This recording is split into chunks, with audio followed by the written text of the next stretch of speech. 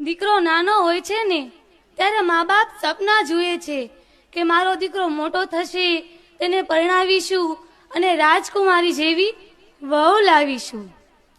તમે જોજો કે દીકરાની વહુ લાવવાની સૌથી વધારે ઉતાવળ હોય ને તો તેની માને હોય છે.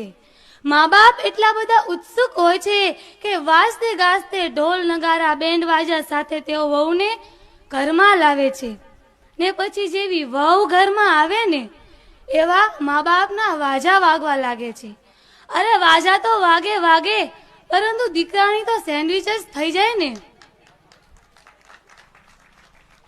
આમાં શું થાય છે કે જો દીકરો માનું માને ને તો તેને માવડિયો કહેવાય છે અને પત્નીનું માને ને તો તેનો બાયલો કહેવાય છે. પરંતુ હું તો એટલું કહું છું કે બહેનો, તમારા પતિને બાયલો કહેવડાવો ને એના કરતા માવડિયો કહેવડાવજો.